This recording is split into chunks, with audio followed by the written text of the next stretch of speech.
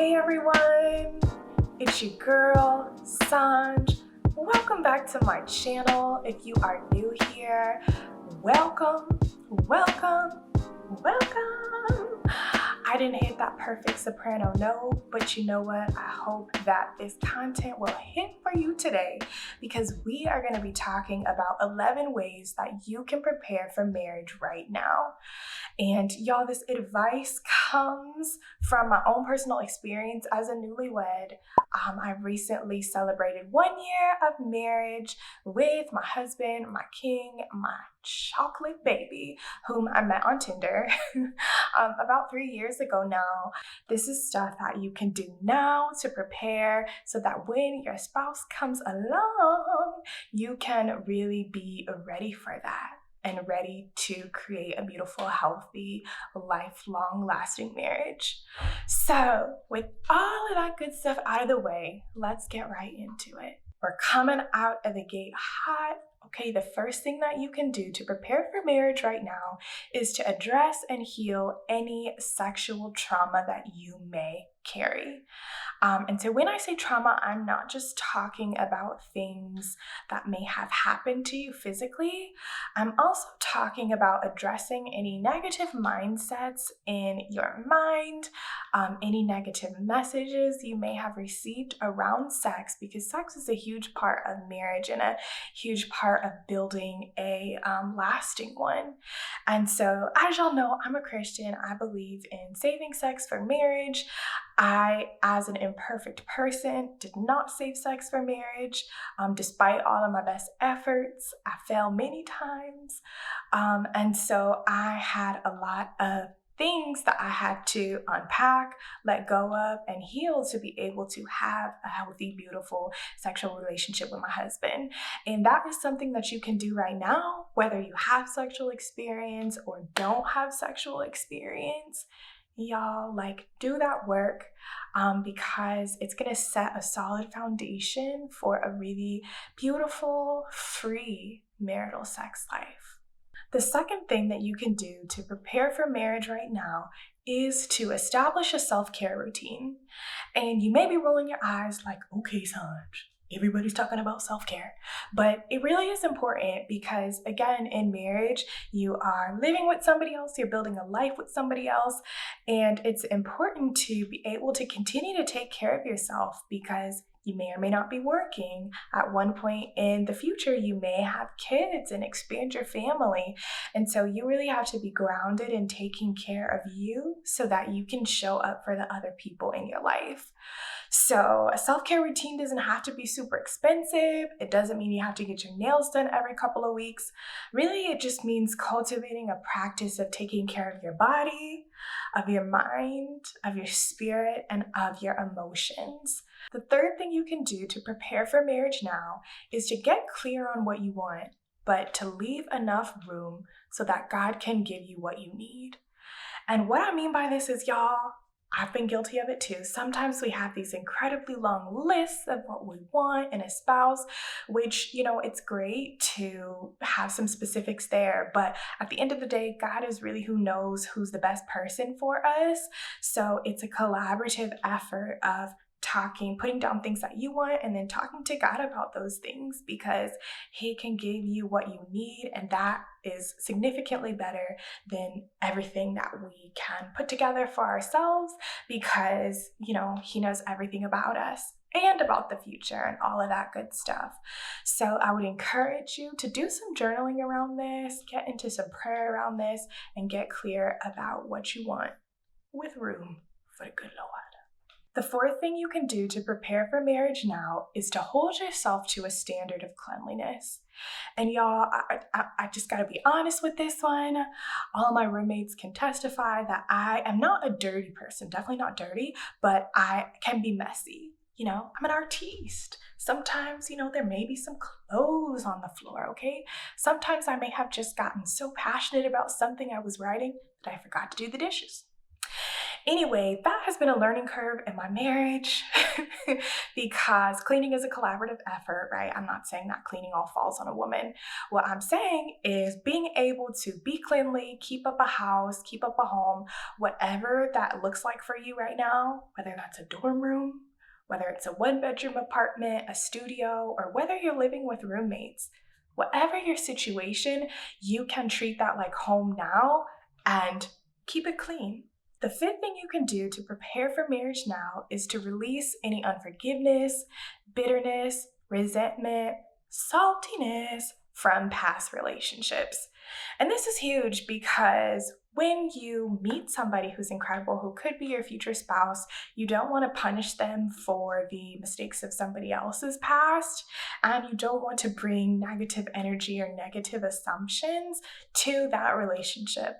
So if there's somebody who did you wrong that you have not fully forgiven, do that. If there is things that you need to just make peace with, go ahead and do that now, because not only is it going to make you more open to meeting people in the future, it's going to make sure that when you do meet people, you have a free and open heart and mind. The sixth thing that you can do to prepare for marriage now is to do some identity work. And what I mean by that is getting clear on who it is that you are as an individual, because getting married, becoming a wife or a husband or whatever, that is an incredible role and privilege to hold, but it doesn't define who you are in the same way that what your job doesn't define who you are and where you live doesn't define who you are, right? Like, we're more than the roles and the things that we do. We are beings that God knew even while we were in our mother's womb. So I say that to say, like, personally, again, I believe that this work needs to be done with God and praying and asking Him to reveal to you why you were created, who you are, what's special about you. Also going into the Bible and digging out nuggets about what the Bible says about who you are. That identity work is incredibly grounding, and it's going to make sure that when you get married and when you go on through the years, you don't lose yourself in things that are not your true identity. The sixth thing you can do to prepare for marriage now is do a humility check-in. And what I mean by this is asking yourself questions such as, how do I do with apologizing when I've done something wrong? How do I do with reflecting and doing better the next time? How do I do with forgiveness? How do I do with relationships with authority? How do I do with respecting myself? How do I do with respecting others? All these things are incredibly important because respect and humility are foundational for a strong marriage. Especially, since marriage is a lifelong commitment, there's going to be times where you screw up, where you don't get it right, and you need humility to be able to come to your person, ask for forgiveness, and make it right. Same thing in respect. A lot of stuff happens throughout life, and you'll have to be able to be disciplined to speak to that person that you love with respect, and also to apply that same respect to how you treat yourself. The eighth thing you can do to prepare for marriage now is to establish a healthy relationship with your body. This is super important because, again, marriage being something that's lifelong, your body's going to change, and that's natural. If you're a woman who chooses to have children, your body may go through some changes at that time. Also, if it's a sexually active marriage, which most marriages are, since that's really important to longevity, that you want to be able to be comfortable in your body so that insecurity isn't something that negatively affects your sex life. So, y'all, get comfortable with it. And there's nothing wrong with wanting to be healthier, wanting to make changes, but do that from a place of appreciation and respect for your body, which the Bible says is a temple where God can live. The ninth thing you can do to prepare for marriage now is to pray for discernment. Y'all, if you're anything like me, I had a history prior to meeting my husband of having a bad picker. And what that means is I would pick people who were not good for me at all, people who didn't appreciate me, people who weren't in the same alignment from a values perspective than me, people who, just didn't see me for all it is. Sorry about that. But for real. So that is something that came from some of my own brokenness and insecurities at the time. And it's really important, especially if you have a history. Well, it's important regardless to pray for discernment so that you can recognize people with good intentions and people whose intentions are not good for you, because it will save you a lot of pain on the journey to marriage, which for some people, for myself, like I dated Adam was not the first person that I had dated.